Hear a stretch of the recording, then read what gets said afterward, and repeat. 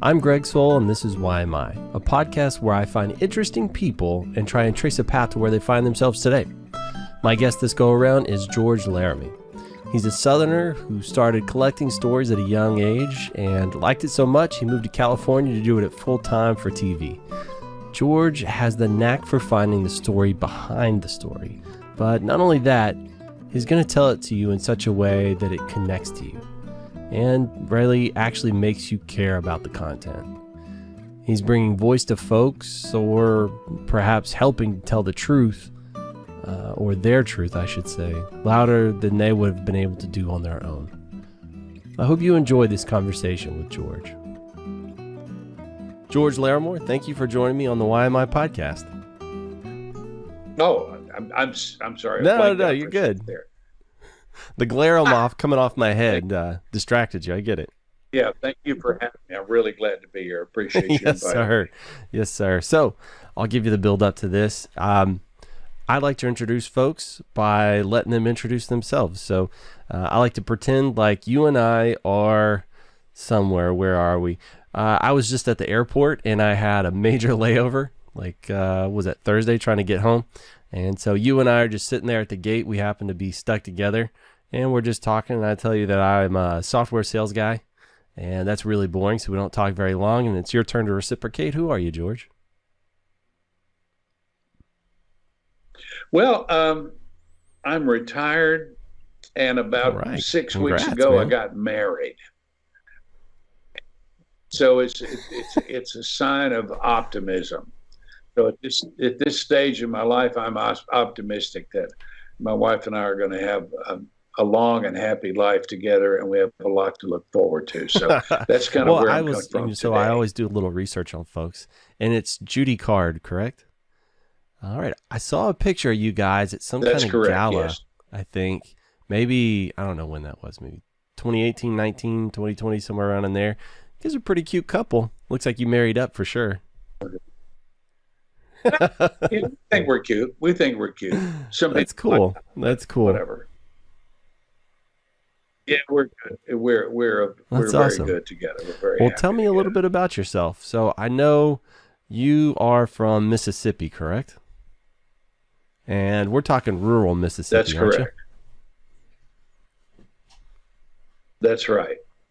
Well, we lived in the country. We lived about 25 miles from Memphis, which today is kind of the suburbs, but it was the country back then. My dad was a farmer, and so Memphis was the big city to us. You could stand out in the backyard and occasionally see the lights of the city in the distance. But we were kind of country people. My folks were from South Carolina, and that's what they were used to. And but my dad was a farmer, so we lived out in the country, and I'm really glad of that now. I think it's wonderful to be able to grow up that way and then I'm a city guy now. I've been a city guy for a long time, but to be able to grow up in the city is a good thing. It's good to do it in that order. What do you think start out, doing it that way in the country is kind of the best? Is it a little bit different perspective you think you wouldn't have had otherwise? Yeah, it is different. I think if you grew up in the city, if there's kids that grew up in New York, they see the world from that direction. But you, as a child in the country, you see things simply. Things are a little calmer. You get to think more as you grow. And I love being in the country. I love the simplicity and the safety of it. You could walk, as people will say now, we could leave the house and go for a walk and be gone out in the woods for hours, and no one would ever know where you were or care or have any concern at all. And it's certainly not that way for young people today or young parents raising children today. But again, some of it is having grown up in the country. Some of it is the time that I grew up in.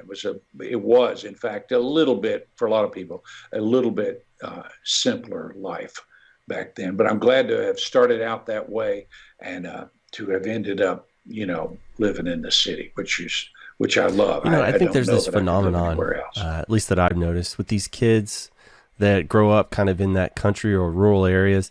They some of them develop like this longing for something more, something bigger, and then they can chase those big cities. And I think there's an appreciation they have for them that you wouldn't have had otherwise if you were just born into it. And so, like if you grow up in New York City, that longing for like, I want to go to the big, like that's not there because you are in quite literally the biggest city. So I kind of feel bad for them. Although I don't know, they're already in the thing. I think it's just there's a level of appreciation they probably just don't have for it, huh?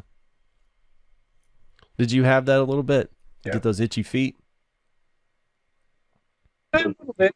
Yeah, I always wanted to get away. I always wanted to escape from it, I think, and did, but now I look back on, I wouldn't go back to it. I wouldn't live in the country to live in the country.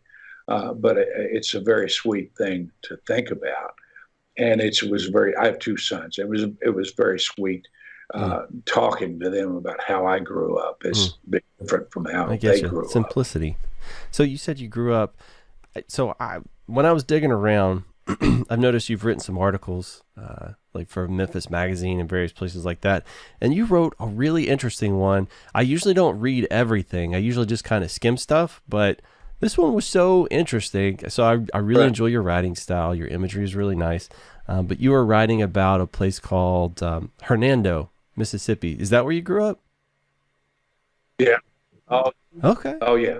I went to school there, but it's 12 miles from us down a gravel road when I was a kid. But Hernando's really central to my life. But yeah, that piece, I love that piece. It was about, I don't know why they ended up asking me to do it, or I don't really remember. But Hernando, at one point in history, Hernando was the marriage capital. You could legally, a girl could legally marry at the age of 12. So that, and again, this is somewhat related to World War II, or part of the history is related to World War II, that people who were there at air stations or two military bases in Memphis during World War II. And so there were a lot of people, because of the war, who were just wanted to get married, and they wanted to get married now for a lot of reasons. So Hernando, you could go down there and get the license and just do it. So Hernando all of a sudden attracted people. It's about 20 miles straight down the highway from Memphis. So the town was flooded with people wanting to get married. But this went on for years and years, again, because of the age limit, which there really wasn't any. And a guy that I knew, actually, his mother was the one that gave out the licenses. And he told me, he said, if a girl was tall enough to see over the counter, she could get a marriage license. Jerry Lee Lewis is always that story about Jerry Lee Lewis having married his 13-year-old cousin. He married his 13-year-old cousin in Hernando. But my favorite piece of the story was this guy, and he and his girlfriend were going to get married, and their parents did not want them to do it. So they raced down to Hernando to get the marriage license, knowing that her father would be right behind them in his car, and he was chasing down the highway. They stop, park the car. They get in someone else's car, and they drive to another little town and get married. Meanwhile, the father has seen the car, and he's circling the town square looking for them.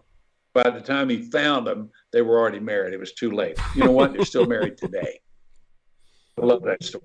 That was a delightful story to be able to write. I love a great story. That's been my career, has been trying to find a good story. Well, it sounds like your life is something of a interesting story as well. So, your dad was a farmer. What was your mother do? My mother was a nurse, and I learned a lot from her, equally as much, if not more, than I did from my dad. My mother was a nurse, and anyone who's been around nurses know that, nurses go through a lot of hard stuff. They see a lot of hard stuff that you and I, it would really have an impact on us if we saw it once. They see it every day. They see life, they see death, and it all gets to be something that they understand. And my mother told me from the very beginning, she would never she would never say that someone died. She would say that her patient passed away, or their patient, something like that. They passed away, they passed on, and never treated it like it was something horrific or frightening, but it was just something that occurred, and something that was going to occur. And I was always listened to her talk about it, and that really sank into me at a very young age, that, yes, it's okay to be afraid of it, because it's not something that you want, and it is something that's the end. Once you're gone, you're not going to be able to have a conversation like you and I are having. I'm not going to see my children. I'm not going to see my wife. All of it's going to be gone, and that's frightening. But it's life. It is life, and it's a part of it. And I got that from her when I was very young, and it's never gone away. And I appreciate and value that lesson learned. I have some family members that are nurses, and I know what you mean. It's they approach things, at least in my experience, with this calmness and with this assurity and this certainty that a lot of other folks don't, just because, like you said, a lot of these things are inevitable, and they're going to happen or they're not going to happen, and you just deal with it as they come at you. And at least most of the nurses I know, they even in a crisis can keep their heads on straight, and that always stood out to me, and I always really respected that, because that's one thing you have to do, right? In those emergency situations and triage, it's when people are depending on you, you have to be that calm person. And I don't know, it's kind of seems like you have to give up some things occasionally to do that. Yeah. My brother's wife was an ER nurse, and and the stuff that they see every day, it would be traumatic to most of us. But they do it because they love it. They do it because they know that it's necessary, and they do it. I think, out of a sense of wanting to help other people. I really think they do. Do you think your mom had any inkling of like the idea that she was passing on some of these? I don't know. Like, what do you think? Like outlook, I guess, kind of life outlook. Do you think she had any idea she was passing that on to you, or was it just her way? It's a really good question, and I don't know the answer. Sometimes I always thought my mother was not very self-aware, and then other times I thought that she was. So I don't really know, but I know that we talked a lot, and so she must have been. We spent a lot of time, my mother and I, talking. In the kitchen at night, washing dishes after dinner, and standing at the kitchen window. And I know we had numerous conversations. So, and my mother loved to talk. And it's one of those things, Greg, I know you can't remember a specific conversation or what was talked about, but my mother loved to talk, and I loved to listen. So I know that there was a lot of information being passed back and forth in those conversations. I'd give anything to be able to hear what they were. You'd give anything to know kind of what you were like yourself when you were that age. Something you just said there really struck a chord with me, and that's that you guys would have a conversation. You would talk, and then, or rather she would talk, and then you would talk back. I've noticed so many parents, whenever they're talking to their kids, they're talking at them, and it's not a two-way street. And so the fact that she gave you space to relay your thoughts and feelings, to me, that's either extremely mature in how she views children, or it's just maybe a product of being a nurse or who she is. That's fantastic. Like, for so long, I just talked at my kids and didn't leave space. I think that's cool. You got to listen. You've got to be able to listen. I think that's a skill that should be taught, if it can be taught. It's funny. I was talking to Willie, and he said he grew up with his mom as a hairdresser, and so he would sit in there and he would just absorb all these stories, and so he loved hearing, like, that's how his love of storytelling started, right? Was that. And then here you're telling me how your mom is sitting here telling you all these stories and you love to listen. So there's this thread I've picked up on with like amazing storytellers and story collectors, is that from a really early age, people were telling them stories. And I guess that just struck a chord with them. My wife was a storyteller. I mean, she was a librarian by profession. And she worked with children a lot, and she was a storyteller. She was active in organizations that carry on that tradition of storytelling. So that's one of the things that attracted us to each other, and it's one of the things that we like to do. I mean, we sat in a car. I told you we drove to Florida. We drove out west. Spend days, weeks in the car talking. And what are you doing when you're talking? When you and I are talking, what are we doing? You're learning about me, and I'm learning about you. I'm hearing the stories of your life. And that's how that works. And not to be, you'll understand what I'm saying. I love technology. I appreciate and value technology. I don't always do so well with it, but one thing we have to be careful of with technology is not to be cut off from the interaction. I mean, you and I are using technology in order for us to interact face to face. That's the beauty of it. The downside of it is when we hold up that phone and we look in that phone and we're looking at information that's coming at us one way, it does not allow for us to interact. And we need to be able to interact. That's what human beings do. That's how we learn from each other. That's one of the problems that we're having in the world today, I think, is that people are just receiving so much negativity and they're not having a chance to talk with each other about it in order to balance it out. So a lot of that stuff is piling up inside of us, and we're angry and frustrated for any number of reasons. All of that adds up, and it sometimes it's not good. We need to be able to communicate with each other. We went to a dinner the other night or somewhere. I've forgotten where it was. A little party that some older people were having. And when we left the party, I mentioned to Judy, I said, you think about it. There were nobody in that place tonight. And there were 20, 30, 40 people there. Nobody looking at their phone. Not in the entire evening, no one looked at their phone. People would gather in a dining room around a table, 7 or 8 people at a time, talking back and forth with each other, talking back and forth, sharing information, sharing thoughts, sharing ideas. We desperately need that. We have to have that, and we have to be careful that technology doesn't cut us off from that.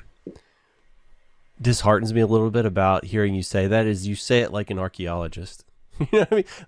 Like you've discovered this thing that we used to do so long ago. Saw that? People were talking. Amazing. You're absolutely right. That's a very good point. I've noticed with my kids, so like going through the pandemic, we all started isolating, doing all this stuff. And so most of their social interactions started happening over the computer, right? It is what it is. I was just so pleased they found some kind of an outlet. And now that we're moving back, it was this weird transitionary period to kind of get them off of that and then get them back in front of humans. I think they've developed like this little safety net, like it's easy, and all of the social awkwardness can kind of go away, but then you miss all these opportunities to meet new people. And it's so funny that I had to watch them retrain themselves when they were talking to people to make eye contact. Like they had lost that because they were just talking just audio, right? There was no faces. And so, they had to kind of start retraining themselves on social cues to like see, read people's body language and stuff. And we just miss so much doing that. I totally understand. But something else you mentioned that made me kind of envious is, so you and Judy got together later in life, right? So you guys had lived entire lives. And so you have an entire life of stories.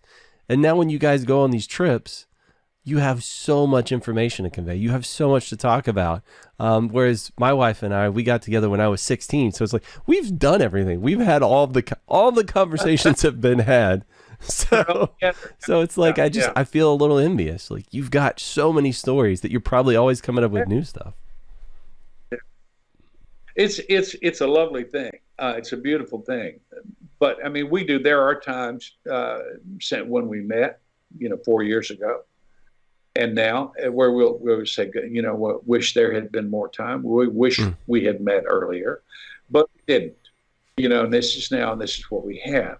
And so we do talk a lot, and we share a lot, and that's one of the great parts of our romance, and we'll sit around, and I know some people listening to this will think this is silly, but we read to each other occasionally, not enough. We tend to do other things, but we sat up last night reading poetry to each other because we like poetry, because we like the spoken word, we like the way the word works. We like conversation. We like the expression of emotions and facts and life through words, and so we do that too. But yeah, we do value that that our time that we're going to have together is less than the time that you and your wife have had together, perhaps. But I guarantee you, though, it doesn't matter how long you've been with your partner; it's never long enough. Whether it's been a week or it's never been long enough, 50 years, it's never long enough. So I think that feeling persists for well, I know some folks where that feeling does not persist, but I think for most people, I think it probably does. When you were talking about reading to each other. That's that's why they exist. That's why. You're talking about reading to each other. I thought that's so beautiful because, like, my favorite way to consume stories is, like, I've been ruined. I can't read a book anymore. I have to listen to an audiobook. And it's from when I was a kid. I used to love hearing people tell me stories. So, like, if the teacher would read us a story, or somebody, an aunt or an uncle or whoever was telling me a story, I just loved absorbing information that way. And the idea of you guys reading to each other, just reading the words, you're going to add inflection on parts that mean something special to you, right? Like, even though you're reading the exact same words, you're going to change it so that it conveys a completely different message. I think that's so beautiful. Oh, yeah, absolutely. I think about that all the time. Man, I'll tell you, if I may make a suggestion for future episodes of your podcast, I think you should ask people what will be your epitaph. What do you want on your tombstone? And there's nothing sad or maudlin about it. It's how do you summarize your life if you had to, and what I want on my tombstone was everybody has a story. That's all I want to say. Everybody has a story, because if I told my children over and over again in life, no matter how small or how normal or ordinary a person might seem to be, they have a story.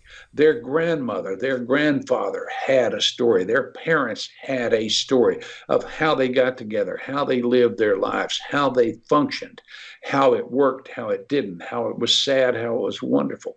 Everybody has a story. And if you listen to it, if you ask someone to tell it, they'll tell it to you. And you'll be amazed.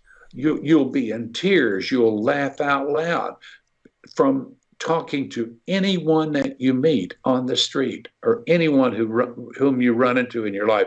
Like you were saying originally a few minutes ago, or what would happen if we were at the airport waiting on a plane and I introduced myself? What would you say? That's exactly what you're talking about. And that is to ask people and to hear their stories is a tremendous value, because people feel acknowledged and understood if you want to know who they are and what they've done. And it's a small thing. It doesn't cost anything to do that. Part of the inspiration for this whole podcast, well, there's several things that came together, but one of them is that exact point that everybody's got a story, something that's unique or inspirational or just interesting about them. And I want that to live on forever. I want other people to hear that. So not necessarily, when they pass or whatever it happens to be, but just that might inspire somebody else. And I hate for the idea that, I've met some folks that don't have any family, right? They don't have any kids, and they've done some amazing things or have these amazing stories locked inside of them. And when they're gone for good. And I hate the idea that doesn't live on, right? It doesn't live past that person, because it could be something that, and a lot of these stories have changed me one way or another. And I hate the idea that isn't going to be possible for other folks. And so I really want to immortalize that stuff, but I don't want it from my perspective. I don't want it in my words. I want it I want it in their words, right? I want them to speak their truth. Yeah. You can't wait, or you can, and we do.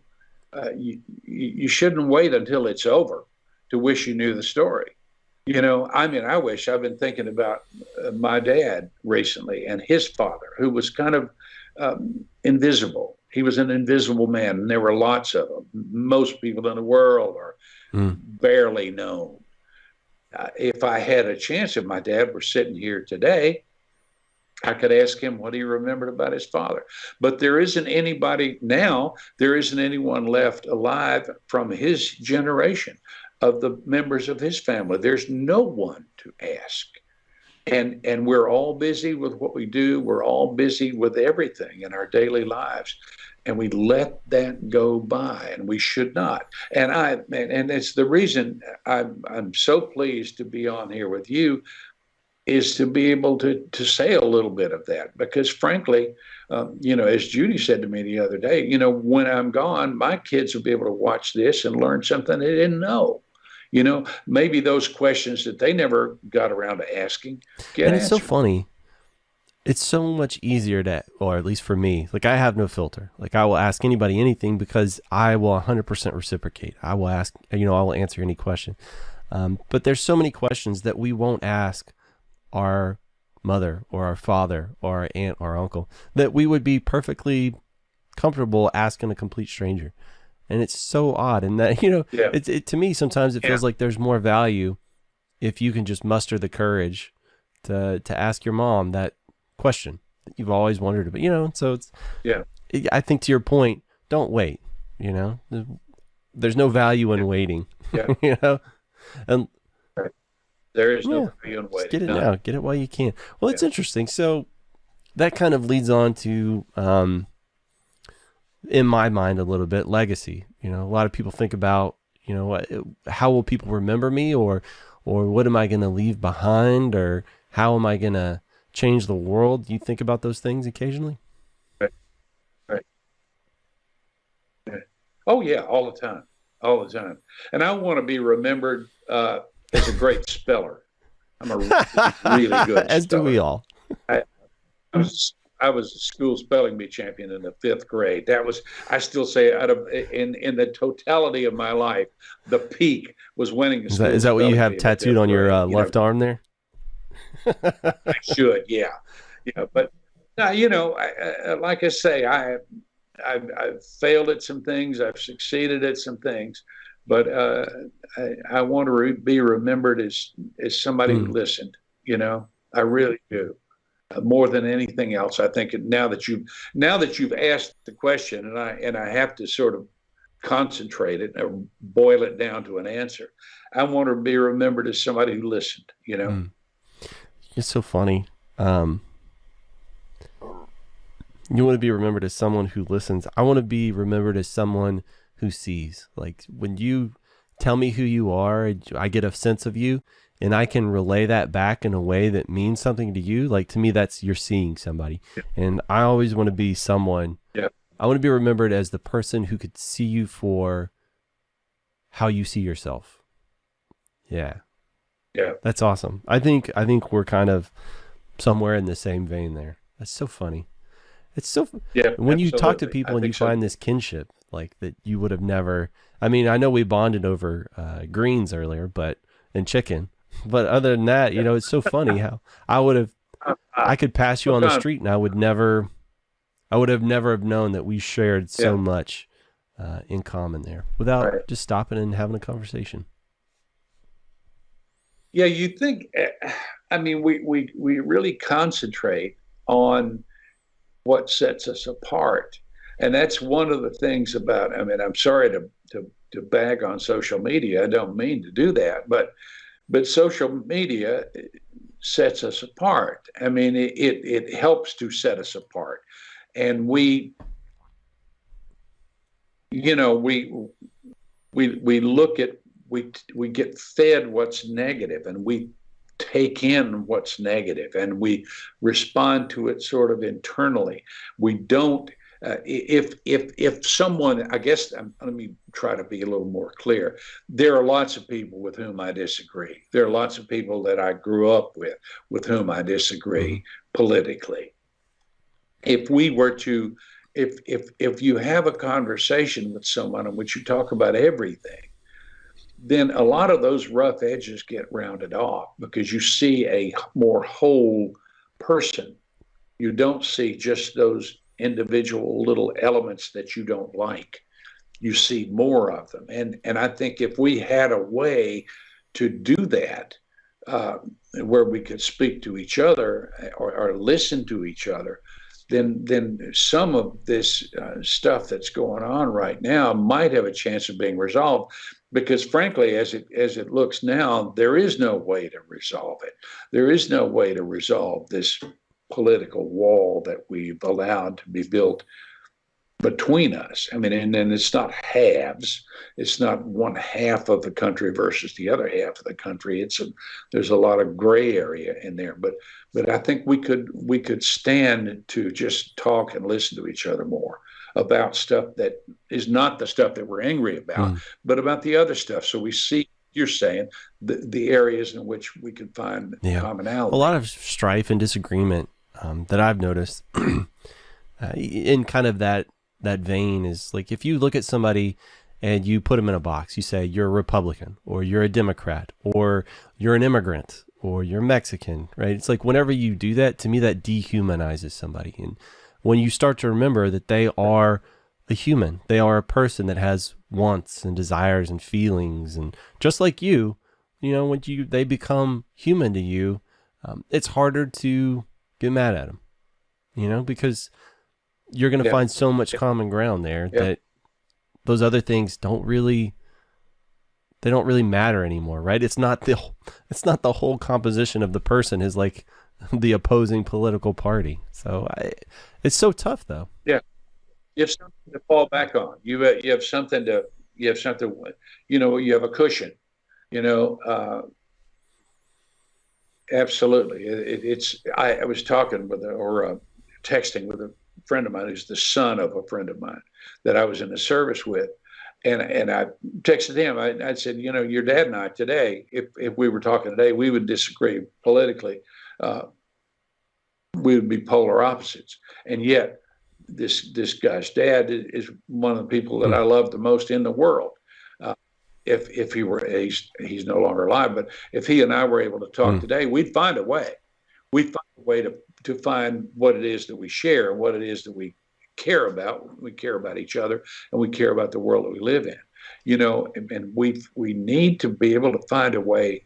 We need that mechanism. If we we know what we want the end result to be, which is some sort of conversation that's civil, that helps us resolve issues. If we want that, we got to find a mechanism by which to do that, and we don't really have it. I mean, what you're doing on a grand scale is that sort of thing where you're poking around inside each other, trying to find out who we are. You know, trying to find out. You know, you're asking me who I am. That's a profound question. You know, because in the process, I'm learning who you are. You know, and it's a profound result. Yeah. Well, and in the process, I learned more about myself. You know, when I'm asking folks where they come from, and you know, it's so interesting. Like,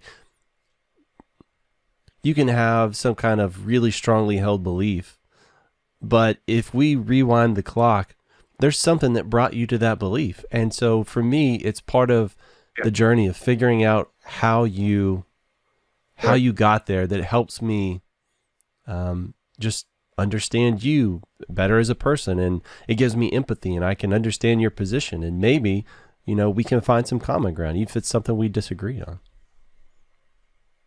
Yeah. So, yeah. I really enjoy those types of conversations. And, something I found that maybe is a little detrimental in those scenarios is I'm a really curious person. And I think people that like to hear stories are curious, right? Like for me, the story starts to unfold, I start trying to figure out what's going on, right? I'm starting to think ahead and try and do all that stuff. It seems like a lot of people that enjoy stories or are storytellers are curious, and I think thereby naturally more curious about other people and willing to have a little empathy and things like that. And so I think, my grandma used to say, what did she say? She'd say I'm like soft-hearted, or that I wear my heart on my sleeve, sort of thing.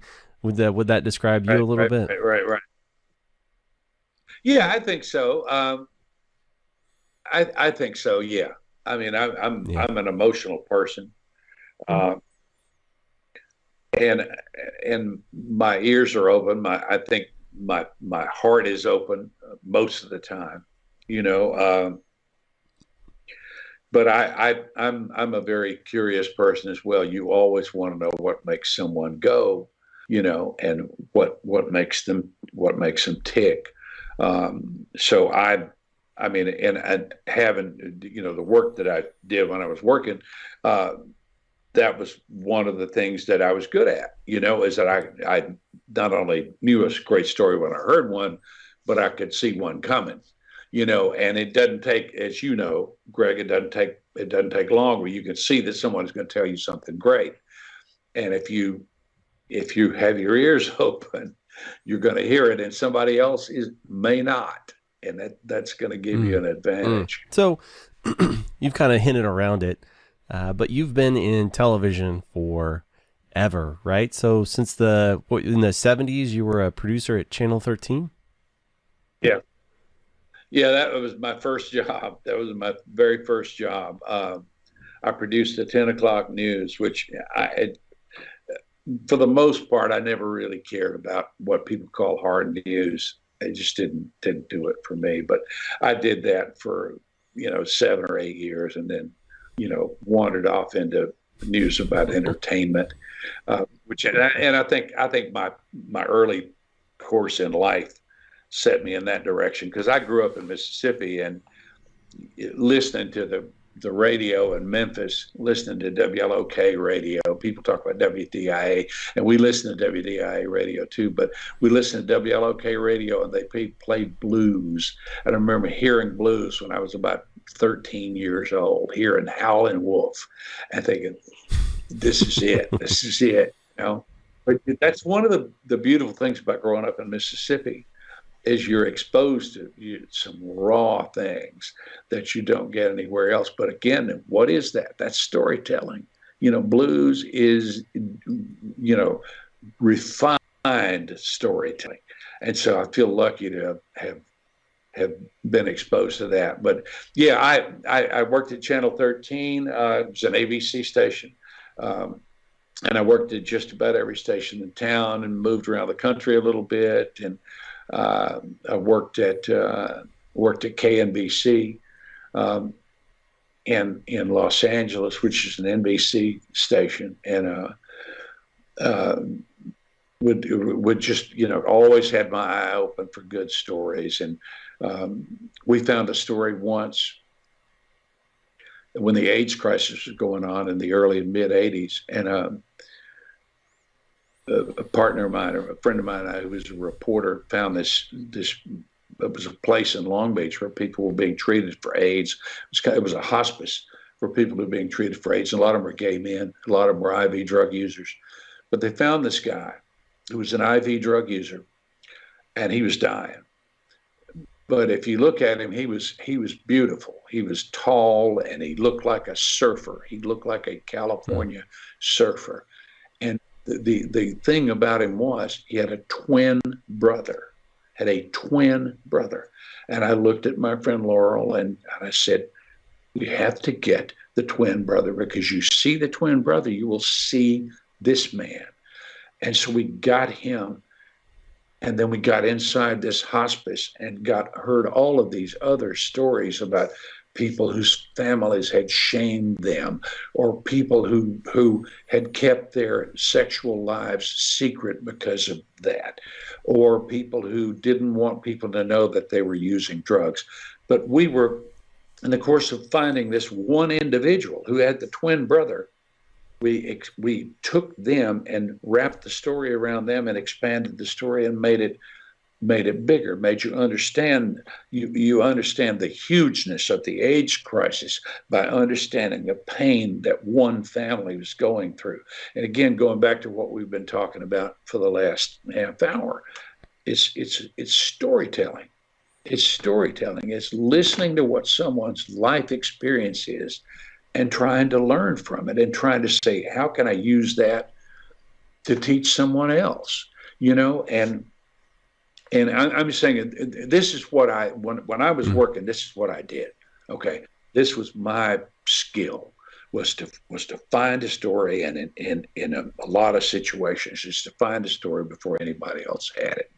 That was always the key, particularly when I was working in entertainment. Like when I worked at Entertainment Tonight, I worked at Access Hollywood, working on entertainment related news. The trick then was it was always great competition to find the story before anybody else had it. And you rarely got to the story before anybody else got there, because there was just so many people after the same tales. We had once on the show Dancing with the Stars, they had this guy on there who had been a veteran of the war in Iraq or Afghanistan. I can't remember which. I think it was Iraq. But he rode inside a tank in the Army, and his tank had been hit by one of these side of the road explosives, set the tank on fire, burned this guy terribly, head to toe, burned badly. Well, this guy ends up, I can't remember his name now, but he was cast in a soap opera as an actor who had been burned in the war. He played a character who'd been burned in the war, because he was obviously evident that he'd been seriously burned. But they put him on Dancing with the Stars, which was a big show at the time. I think it's still on the air. But I looked at this guy, and I walked into my boss's office and said, this guy's going to win. He's going to win this season of Dancing with the Stars. He said, what are you talking about? They haven't danced a step yet. I said, he's going to win because they're going to love his story. So my boss said, I want to go to this place in San Antonio, the Army Medical Center in San Antonio, where they helped to bring this guy back to life after these burns. I said, I want to go there. He said, go there tomorrow. So we went down there. We talked to all these nurses and doctors. They told us what patients go through. And when you're seriously burned, your skin is drawn up. To move, the act of moving is painful. It's terribly painful. This guy went through this. This guy we're talking about, the guys on Dancing with the Stars, went through that. They said, we give them all the pain meds they could take. We don't worry about addiction. We'll deal with that later, because the pain of just learning how to stretch your skin out and move again is just so great. We got all of these people, all of these nurses and doctors, just like we were talking about nurses before. And they told these stories. We went over, then the night, we went back and put those stories on the air, and they were great. We went back to the place in San Antonio the night that they had the vote for the competition for Dancing with the Stars. Of course, he won. And we're in a room full of people who were burned like he was, who were wounded like he was, who were young men and young women walking around with no leg below the knee. And he won the competition because people recognized his story, the pain that he had gone through and what he had gone through to get to the point that he was in his life. And, again, you learn from that. Someone sitting out there in the audience can listen to that story or see those people and go, what I'm dealing with maybe isn't so bad. Maybe I can stand up and be a grown up and get through life and get through the difficulties that I'm having. I think that is one of the values of telling stories and listening to them. And like I say, that was what I did when I was working. That was my primary function, was to watch out and try to find stories like that. And there is a value in it. That was extremely powerful. Like, it gave me chill bumps listening to that. Just you retell. I finally met the guy one day. We had a live show that we did also, and he came around. He was after he'd won Dancing with the Stars. I finally met the guy. Got a chance to talk to him. Love the guy. He's a great guy, really great guy. But those doctors and those doctors and nurses, they're not going to sit there and listen to you. I mean, if you burned like that, your girlfriend, your fiance, your wife, they turn away from you. You may feel sorry for yourself. They're not going to, those doctors and nurses, they didn't allow that. No, you get up today, you stand up today, you be a grown up, we're going to move on. This is what you get. This is the hand you're dealt today. You tell me that you're sitting out there in the audience that you can't learn from that. Yes, you can. We all can, and I love that aspect of, I love that part of the job. That was the greatest part of the job. What it impresses upon me is, there's a portion of his story that he would have never been able to tell or articulate. No amount of sitting here and talking to you would he have been able to tell it in such a way as you could by going and doing all of that additional research, talking to those people, right? Just adding all of that additional color, and really getting, because a lot of life is about perspective, right? Like, when you're inside of the movie, you don't know what's going on, but somebody from the outside looking in really has a better understanding of what's going on. They could put all the pieces together. And so you had this, not small. It was a substantial responsibility inside your hands to help tell his story, to articulate it to the world about what he went through and about what this person is made of. That is a lot of responsibility put in your hands that you put on yourself. Like, how did you deal with that? Or did you even think about that? Or was it just, you would get the scent, you're like a dog and you're on the trail and you're chasing it because you know what you have and you're going to complete this mission? Or was that gravity always kind of in the back of your mind, or was it in the front of your mind? I'm just curious about all of that. Yeah, it was, you just want to tell it. You just want to tell the story. That was all it was for me. That's all it ever was for me, was, I just want to tell the story because I know it's powerful, and I know it, and in some way that other people are going to want to hear it, and that they're going to get something out of it, when they do. And that's what it always was for me. I don't think I ever really thought about any sort of responsibility to the person, because, again, you are who your parents raised you to be. And I wanted to do right. I would do right by the individual I was dealing with, but I wanted to tell their story because I knew there was a story there. And sometimes it's what you said a few minutes ago about yourself. It's curiosity. If you don't have curiosity, you're going to have a hard life. You're not going to have a rewarding life if you're not curious. If you don't have curiosity about other people, you got to. You got to. About other people, about other things, to know more, be more, do more. Yeah, absolutely. That's right. That's interesting. So the way you talk about it, that does speak to the way those values your mother instilled in you. It's like, yeah, these are tough things, but they're things we have to get through. So you just put your head down and you knew what the right thing was and you got it done. Yeah, I can see that. I can definitely see that. Yeah. Like, I don't know. Like, sometimes when I, like I said, like, you get your nose into something, like you're this hound dog and you catch the scent. I'm so preoccupied with completing the mission, finding the thing, putting it all together, that I don't always think about the gravity of the situation. It's only later when I look back on it that I can reflect upon, whatever it was, the weight upon it. I guess, it sounds like you don't want to give yourself credit for that, but it's these stories that wouldn't have been told otherwise without you, Right. specifically as a human who thought I should chase this down because this would speak to me. So yeah, I just think you haven't been giving yourself enough credit for that. That's what I hear. Well, thank you. That's interesting. So I know you've lived a colorful life. You've done a lot of the television. So what got you interested? I mean, I don't think that's something most people chase, is getting into TV. What got you there? Well, I was, I had a really good teacher in the fourth grade.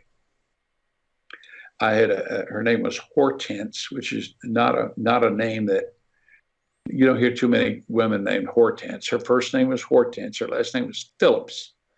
And when I was in the fourth grade at this public school in Mississippi, she had assigned us an essay on conservation, like soil conservation, that kind of thing, which people were starting to talk about then. And I wrote this essay, and she took my essay, and I'm in the fourth grade. And then she went down the hall to talk to the woman who taught the high school freshman English. And Miss Phillips came back to our class. I remember that day like it was yesterday. Came back to our class and stood up in front of the class and probably held my paper up. And she said, Ms. So-and-so, the freshman English teacher, said that George can write as good as anybody, any high school freshman in her class. He's that good a writer. She said that to me that day. And that set me on a path that I've never really varied from, and that was to write. And I wrote a lot in TV. I wrote newscasts and wrote stories, and I've published some things since I've retired. And I'm still trying to write even at my age. I mean, I shouldn't say even at my age.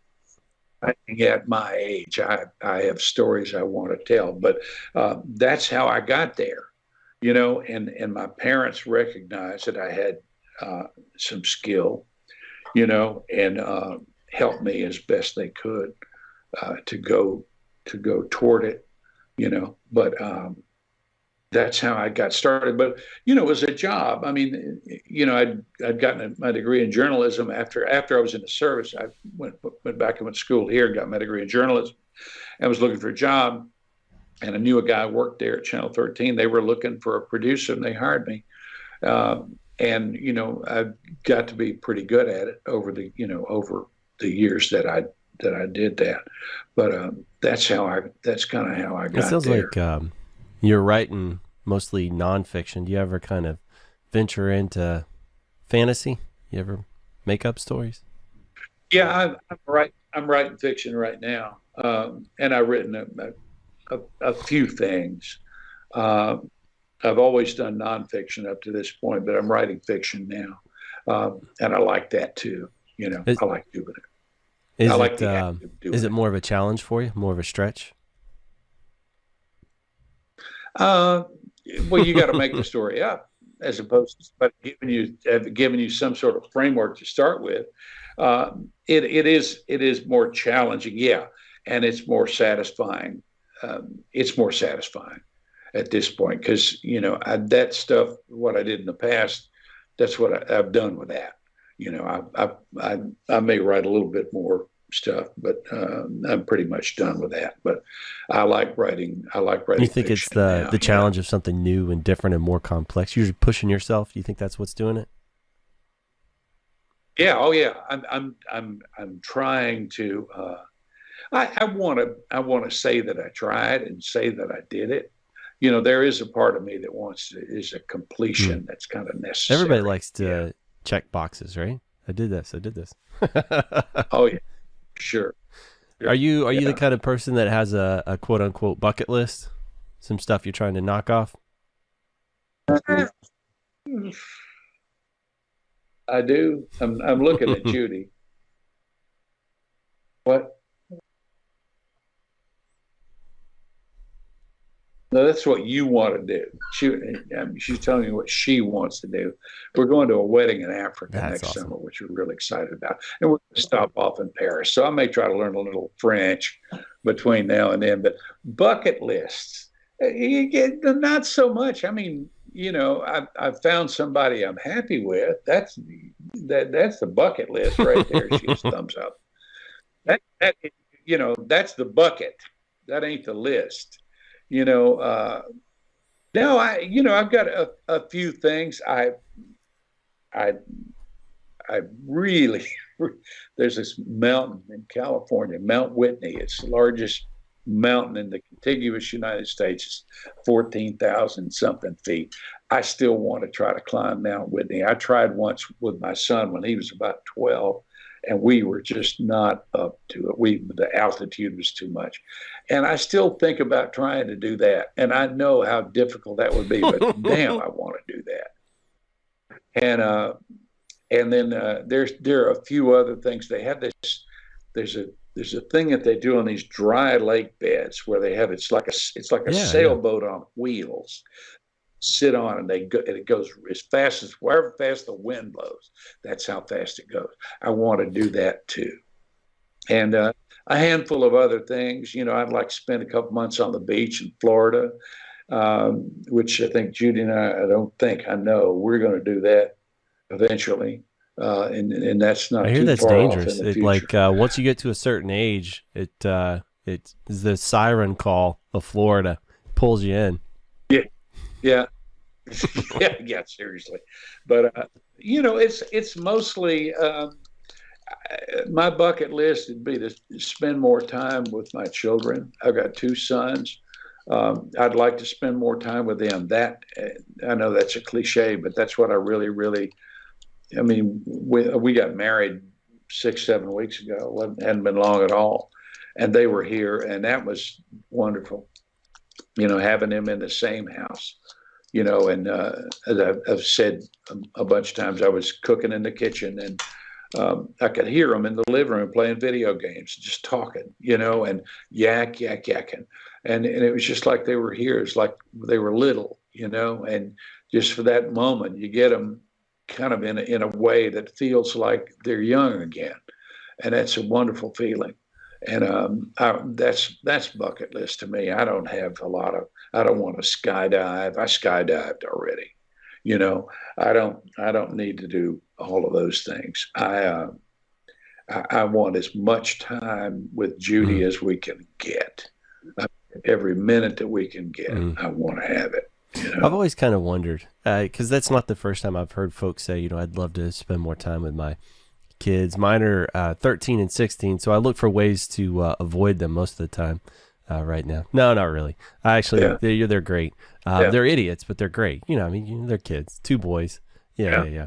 Of course. But I always kind of wonder, do you think it's more like you were talking about, it kind of took you back? Is it more just the nostalgia of things that makes you want to be with them? Like, for a simpler time, or is it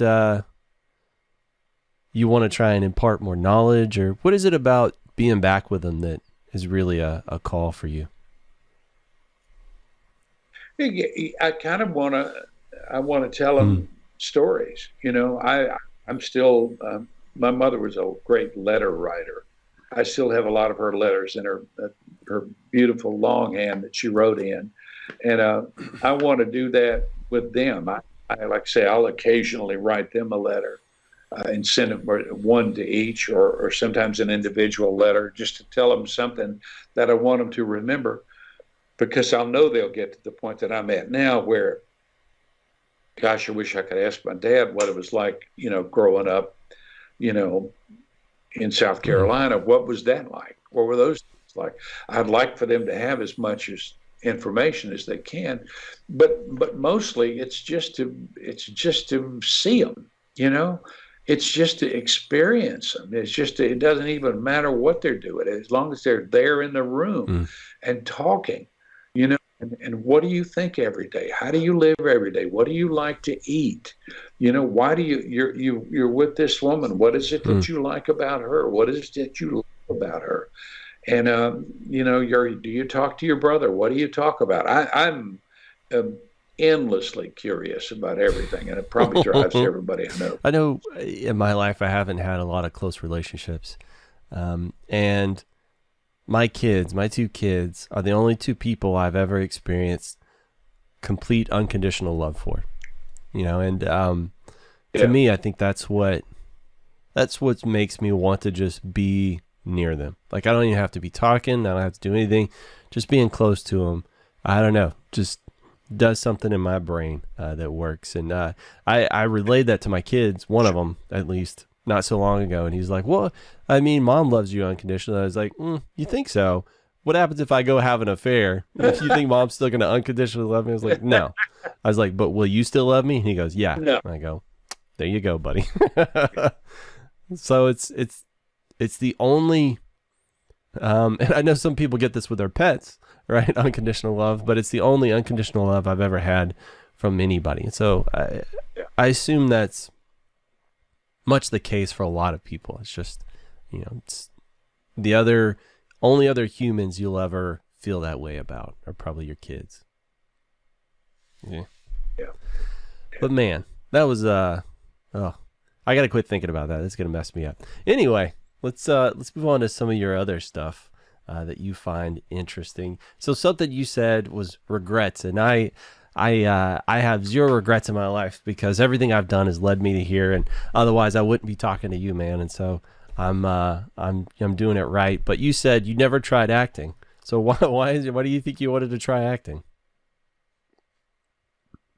Oh gosh, I was in a play in college, and I used to do the plays in school, and I just like all actors, you like to stand up in front of people, and when they applaud, they're applauding for you, and that's a lot of what acting is about, But I wish I had tried it, when I was grown, but I just didn't have the.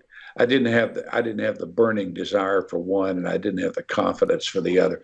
That's a tough business. It's particularly at the professional, because it's all rejection. It's 99% rejection, and unless you're built in such a way that you could withstand that, it's going to be hard. But I wish I tried it. But I wish I had started writing fiction a lot earlier in life, but I didn't. I took the path that I took. I had kids to raise and a family to support, and I had really good jobs that I really enjoyed. So it was hard to walk away from that. I couldn't very well, in my mind, walk away from that. But wish I had. But I'm trying to do it now, and until the candle burns down, I'm gonna keep going. You ever thought about doing some community theater or something?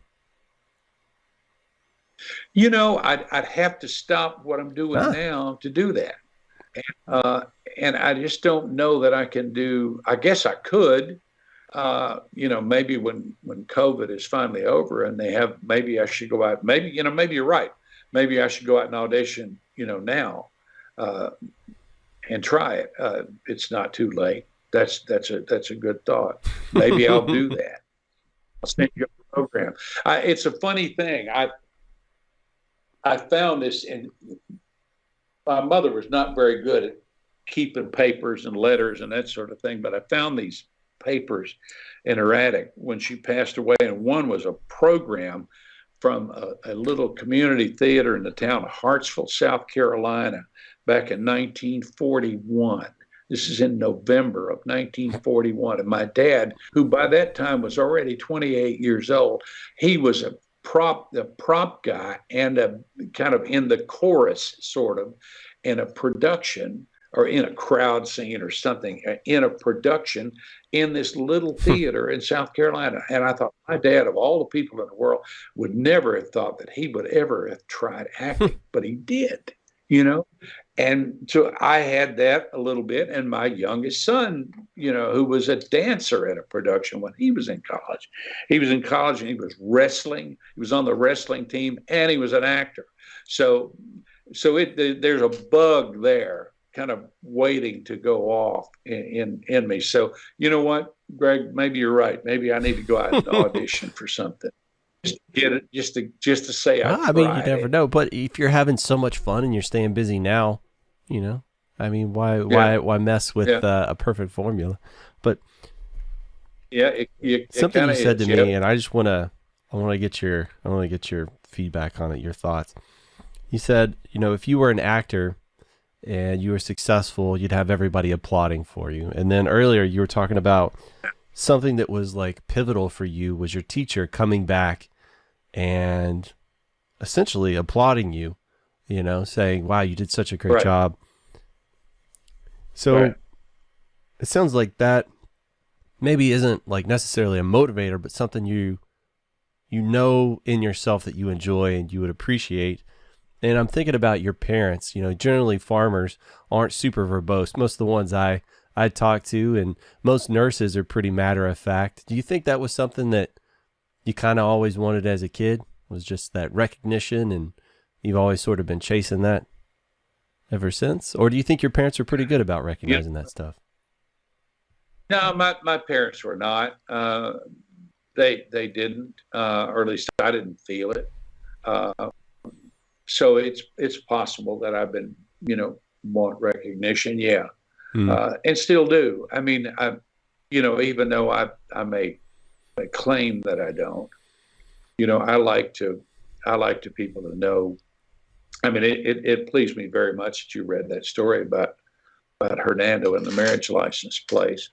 I mean, it's why you do things. If you're an artist of any sort, and I don't count myself as an artist, but you want, you do this show because you want people to hear it, and half of what people are going to hear is you.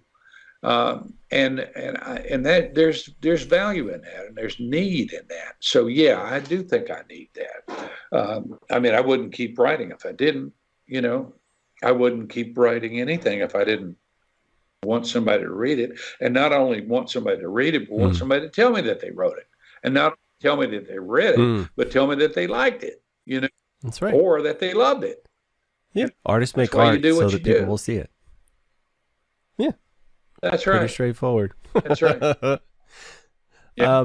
But you're right. I make this because like it meets so many needs. So if I can create a platform that people will find you and find inspiration or find a great story and something they enjoy, and I was the one who facilitated that, even though they're applauding you, I get a percentage of that. Like I get a cut. Yeah, yes, you do. Yeah. Of course So you I do. enjoy it. Absolutely, For sure. you do. That's awesome. So we Yeah. had, I think we had mentioned it earlier. And the reason I found you, so I've got this amazing system where I'll interview somebody really interesting and I'll ask them, hey, do you have anybody else you think would be interesting? And so I had talked to your friend Willie Bearden, and he was kind enough to send you my way. And you guys have known each other since you were kids, right? Yeah, to me Early that's a 20s, kid. yeah. the Yeah. older I get, Yeah. the more that number slides up.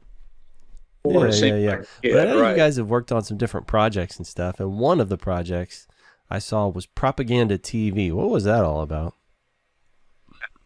Yeah. Well, we saw there's the American government over, let's just say the 20th century and 21st century, has spent a fortune on propaganda. I mean, it's not just the Russians, and it's not just the Chinese, and it's not just those enemies of the state. It's us. I mean, we spend a tremendous amount of money on propaganda. What are we trying to do as a government, as a people? We're trying to make, well, the purpose of propaganda is to make someone believe something and act on it, And so Willie and I dug around and found a bunch of propaganda elements of film and television that could only be categorized as propaganda that came from the American government. And we were trying to make a TV channel out of it, and we did find enough material to do it with. It was just very hard to find the audience. As you know, that was the difficult part, and frankly, it was the part that I just didn't have I didn't have the desire to spend the amount of time it would have taken to do it. That's why we didn't continue it. But it was a good thought. It was a good idea. But again, I encourage people today to, if you look around in the archives of stuff that's created by and for the federal government, it's a tremendous amount of stuff out there that is simply trying to persuade you of someone else's point of view, whether it's a war or whether it's like the Vietnam War. There's a ton of stuff on the Vietnam War. There's a ton of stuff on World War II. There's stuff on how do you on how do you feed people, how do you grow certain crops, how is government supposed to function, how are we supposed to function as a society, all kinds of things that are generated by agencies of the federal government over the course of the last 100 years. So there's ever since the advent of moving pictures, particularly, which is early 1900s, and then the advent of sound pictures, which I think is 1927 or 28, and then television after that. But it was an interesting topic. I still think it's interesting. I still care about it.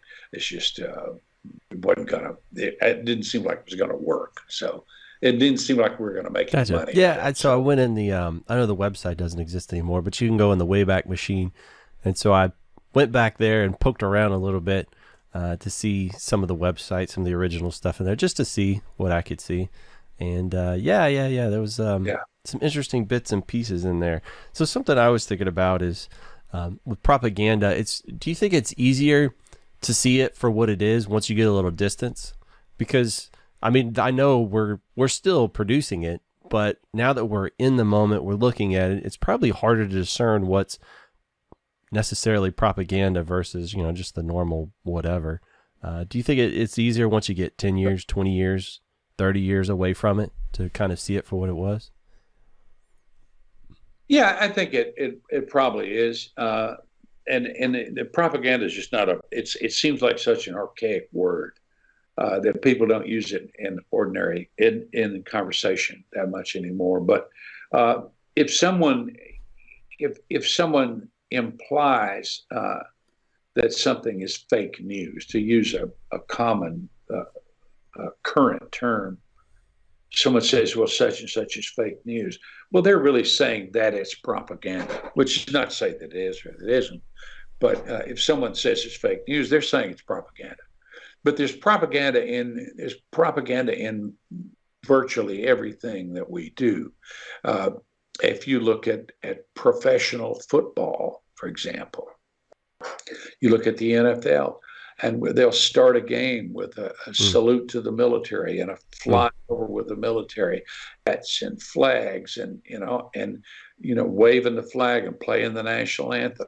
However you feel about the national anthem, that's propaganda. They're selling you that America's the greatest country on earth. And before we play this football game, we're all going to stand up and say that America is great. That's propaganda. You're using a public forum in a way of expressing an opinion and trying to get other people to believe that same opinion. There are countless ways, particularly from the left and from the right, in terms of news media or any social media. Social media by its nature is propaganda, I think, or for the most part. If anytime anybody's using an algorithm to try to get you to think a certain way, that's the end result is the same as what propaganda is. They're trying to get you to react to something and act on it, to watch something, believe it, and act on it. And that's what for me, about. The word has such a negative connotation. I always associate it with stuff coming out of Nazi Germany and World War II, like the word propaganda. So, right. Yeah, the word for me is it's just very colored and very specific. It's very rigid in my mind when I hear that. So it's kind of hard to break out. But yeah, the idea of influencing, because to me, it's always you're influencing them for your gain. right? Whatever it happens to be, you're almost taking advantage of somebody. But you paint it to where it could really be, I mean, almost anything. Like if you're just trying to persuade somebody, not necessarily in a negative light, but that's still your aim is to persuade. That's propaganda then. Right. Yeah, it is. And I understand. I hear what you're saying about Nazi Germany. And they were, if you look at it carefully, I mean, they were scientific about it as it was in their time in terms of events and for example, what's the movie by Triumph of the Will? There's a are you familiar with that movie? It's made by the Nazis during the 1930s. It's a movie called Triumph of the Will. It's directed by a woman, Leni Riefenstahl was the director of it. And they set up an event at an enormous coliseum, an outdoor venue where there were like 100,000 people. You've seen this video, just don't know if you have, but all the flags, all the symbols, all of the pageantry that went with it. They had like 20 cameras shooting this. It was like a sporting event today. This is 1932. Okay, they put this together and they made a film out of it and showed it in the movie theaters to the German people, telling the German people, this is our destiny. What you're looking at on this screen is our destiny as a people, as a nation. We do that too. We just do it a different way. We do it in a way that's changed and grown, over time. But propaganda it does still exist. It just, we don't call it that anymore because that word has the connotation that you're talking about. We just don't call it propaganda anymore, but it's still the same thing. Interesting. That's interesting. So I know you're a vet, right? You were in the Marines during Vietnam. So you had mentioned it, like it's kind of peppered what you've said here or there a little bit. So I'm assuming that was pretty influential on who you are or the way you think and feel. Yes. So going into it, were you drafted or were you knew you were going to be drafted, so you just jumped right in, or how'd that go? I grew up, again, it's learning from what you're exposed to or reacting to what you're exposed to. My dad was in the Army in World War II. My mother's brother was killed on D-Day in World War II. I grew up with that, in the background. I grew up watching war movies on television. On a Saturday night, sitting at home watching old black and white John Wayne movies. Talk about propaganda, I mean, this is a movie telling me that if you're an American, you stand up and you fight for what we believe in. You fight and you lay down your life if you have to. That's what we were told. That was the purpose of those movies from Hollywood in those days, was to engender this feeling of a belief in America. So I bought into it to a certain extent. But I went to Vietnam. I went in the Marine Corps because I kind of knew that I would eventually be drafted, and it was a choice I had. It was a choice I needed to make, and I wanted to do I wanted to go in the Marine Corps. I didn't want to be drafted into the Army, so I went in. And at the time, when I was in boot camp, our drill instructor told us the last night of boot camp, right before we finished, he said, a year from now, you would give anything in the world to get out of the Marine Corps. You will hate it worse than you've hated anything ever. He said, but 25 years from now, you'll be walking down the street, with your son and daughter holding your hand, and there'll be a parade on the 4th of July, and the band will go by and they'll play the Marines hymn, and a chill will run up your spine. And you know what? That's still true. It's still true. And every November the 10th, as my wife Judy would tell you, every November the 10th, she'll tell me Semper Fi, because that's Marine Corps birthday. The Marine Corps matters to me, and I look at it now, and it's, I always tell my sons, that was my fraternity. That was my fraternity. That's a big part of who I am, I think. But Vietnam was something I wanted. I mean, I wanted that experience. I did. A lot of people look at Vietnam very differently than I do, and I don't think Vietnam was the right thing for us to do as a nation. Politically, I think it was terribly wrong. It put us on a wrong path. Did that in a lot take of you ways. hindsight to come to that conclusion? Did not very long. I mean, it was pretty easy to figure out. Our adults should have figured it out at the time, but it's just like Afghanistan. I mean, it's not just like Afghanistan. Everything is different, but the situation in Afghanistan, I mean, they got out of Afghanistan. Everybody's criticizing, the president Biden about getting out of Afghanistan and how things got screwed up. I go, you know what? But he got out, and he got us out. And what do you want to do? How long do you want to keep people in there? How long do you want to keep people being maimed and mangled and killed and wounded on our side and their side for the sake of taking another country in, taking another nation in, and trying to be their support system? It's not going to work.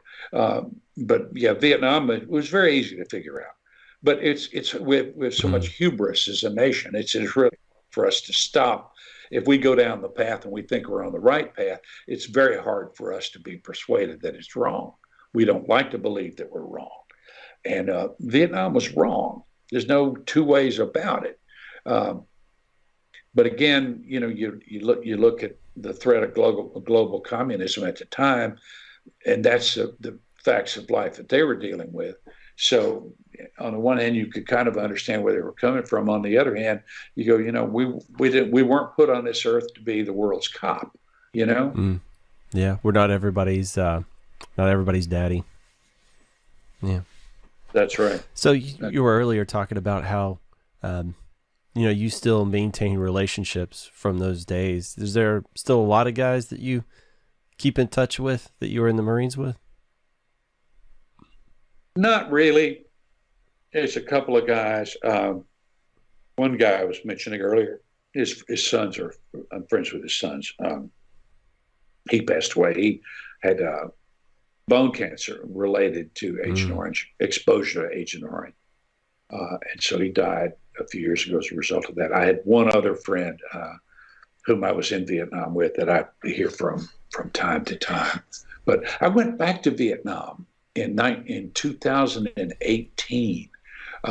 My brother and one of my brothers and I went, and then my oldest son came over from New York, and we went down to where I was when I was in Vietnam. That was an incredible trip, going around Southeast Asia and seeing that place, going back out to where I was. And it's something of a disappointment because as you might imagine, there's nothing there. There's nothing left there that was there when I was there before.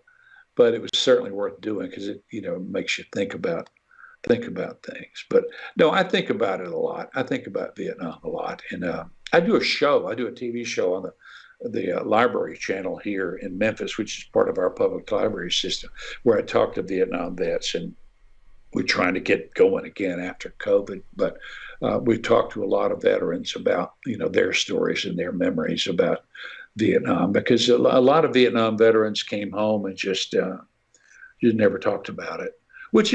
That's true, I think, of veterans of every war. They don't really talk about it except with each other, because it's kind of hard it's just something that other people don't really understand, because you don't understand. So it kind of stops the conversation before it ever starts. But I've had the privilege of being able to talk to people and share their stories, on television. They're doing basically what you're doing today, talking to veterans about, what was it like for you? What did you learn from it? And some of the stories are pretty amazing. They are amazing. So when you went back to revisit, did you have any moments that were, like, what was your expectation versus reality? Were you overwhelmed, or were you expecting to be overwhelmed, and then it was just, you, I guess, made peace with it? Like, Explain to me a little bit of that. I didn't know what to expect, truthfully. I wanted to see the physical parts of it. I wanted to see if there was anything left of where we were. And I certainly didn't expect to see any people, because I didn't know the people in the first place.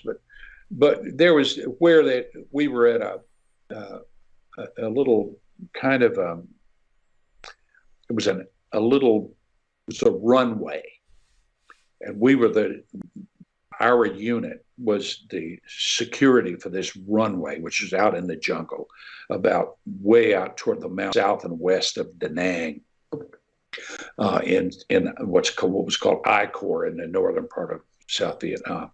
And there was a runway there, and we were to protect it, and we would go out on combat operations from there. But there wasn't anything left. Just all the parts of the runway had been taken up. But we did see it, and we drove around there. But the most wonderful part of it, aside from going with my brother and my son, there was a place there that it's called Myson, Myson, which was about 3 miles from where I was when I was in Vietnam. And it turns out this place was the capital of this civilization known as the Champa people, Champa, the Vietnamese people, back, almost 1,000 years ago.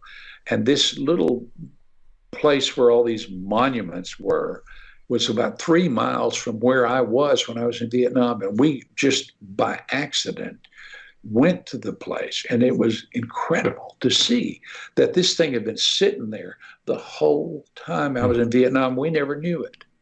And so that was oddly enough, and I had never been there, but oddly enough, that was the thing that made it, that was the most meaningful part of that part of the trip. But we were all over Vietnam. We went to Hanoi, which was really interesting. And we went to Saigon. I'd never been to Saigon. That was really interesting. So I loved going, and the people were great. I mean, I've run into veterans who'd say, I wouldn't go back there if they paid me. I go, I don't understand. Going back to what you've been saying, as long as this conversation has been going on, curiosity, man. If you don't have any curiosity, how the hell are you going to learn anything? But yeah, I love the trip. I'd go back in a minute. I'd wander that place from top to bottom. We went to Hue, which is this ancient city. It was the capital of Vietnam for 150 years, and a very, very cool place. And my son and I were there, and it was just great. This is great. Because you're seeing things you hadn't seen before, and you're rolling things around in your mind that you did see before. I love that, because it's whenever I do stuff like that, it just makes me feel that much smaller. I just realize how big the world is and how much I have to learn and absorb, and it helps keep me, I guess, humble and curious, because every time I make a new discovery, I don't know, it triggers like some little dopamine in my brain. I get a little injection, and absolutely makes another one. It starts. I love that. Yeah, sure does. And something we talked about this whole time is being curious, right? And we've mentioned that, but also something that's fundamental to me, or at least I've learned, is the ability for me to be curious, learn something new, and be changed by it. Right? To allow yourself to be changed by things, I think, is fundamental, because so many people are the same person that they were 20 years ago, and in my opinion, I guess that's okay, but I feel like if I'm the same person I was 2 years ago, I'm doing it wrong. Like, I need to always be evolving and becoming a better human, right?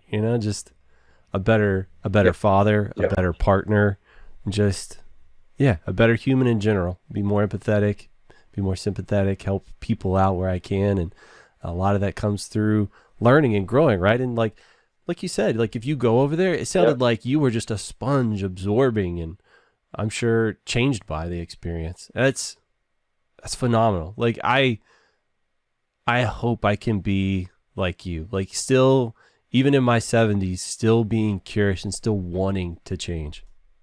Oh, oh yeah, got to. I feel like, got to. the day I quit learning and growing is the day I die. Like, as a person, I would be, that's it. That's where I stopped. That's awesome. I love just the idea of that. So what was the impetus for doing the show where you interview other vets? I mean, like, even with this podcast, I have been marinating on it for years about doing this thing, and and I just kind of putting it off and always finding reasons not to. And all I had to do was just sit in front of my computer and talk to somebody, right? Like, it was really easy. So the idea of actually producing a show, right, and putting all that together, that's a lot of work. So what was the motivation? It had to be, something pretty substantial.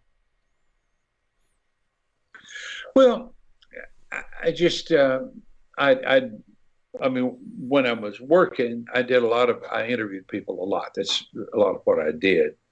And I liked that. I liked conversations with people. And Willie was doing a show at the Library Channel, or when I started this show, when I started Vietnam 360. And he suggested that I go down there and talk to him, and I did. And they went for it right away, because I think they understood that, veterans are not, we don't hear from them a lot. Veterans are, again, kind of invisible people. And my feeling was that Vietnam veterans, particularly, there had been a lot of times criticized and maligned or ignored, which in some ways is even worse. And as a consequence, a lot of Vietnam veterans never talked about their experiences or anything, except there are a handful, and they're very loud. The rest of them don't talk at all. And so I felt like it was an opportunity to go out and try to find people who had not told their stories, and to get them to talk, and put them on camera and see what they have to say, and prompt them and find out what they know. And it's been a wonderful experience. There's been a lot of FedEx as you know, is headquartered here, and there is an organization of retired FedEx pilots. Now, FedEx back in the day hired a lot of Vietnam veterans as pilots, because they were looking for a lot of pilots, and it's a place to get them is the military. So you've got a lot of them around here.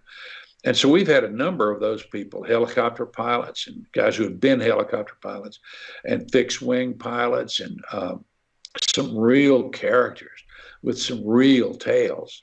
And we've had a bunch of those people on the show. The first guy we had, the first guest we had, but a woman from a veterans organization, who was a great organization they raised the money to take, at the time it was World War II veterans, but they were taking veterans overseas on trips, just because they could. And she was doing that for Vietnam veterans too.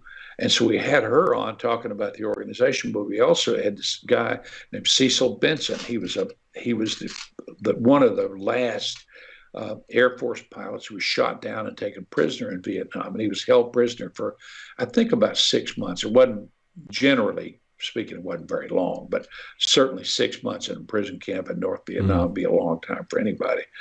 But this guy was great, and they were the first guest, and they were really good. And he, told his story, and it was wonderful and amazing. He was telling about how he got shot down, and they fire these surface air missiles, and he was flying a fighter plane, and it hit the tailpipe, or went up the heat-seeking missile, and it followed the tailpipe of the plane, exploded inside the plane enough to disable the plane. So here, this plane he's in is spinning around and around in the air, and he pushes the eject button, and he ejects in order for his parachute to open and get to the ground. And he's telling this story. He's told this story God knows how many times. Just very matter of fact. Well, we're flying along, and I pushed the eject button. I said, Cecil, hold on one second. I said, how fast were you going when this happened? He said, about 400 miles an hour. Wow. It's like, but an amazing story that people take for granted. And then other people, tell stories that they never told. We had a guy on there who was he was a clerk. He was in the Marine Corps. He was a clerk, and he had been in, I forgot, Okinawa or something, and he really badly wanted to be in a combat unit. He did. And so he somehow found himself in Vietnam in January of 1968.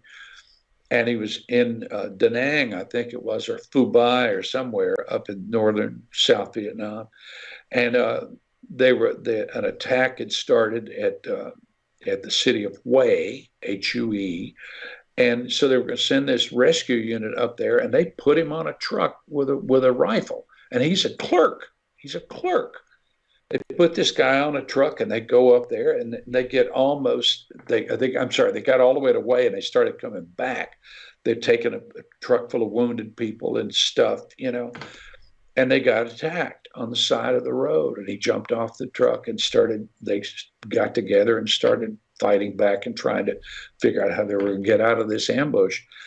And this guy, he got wounded a couple of times, and he lay there, and he had that moment. And this is what the show is all about, is to try to get these moments from people. What was happening with you when this happened? What were you thinking?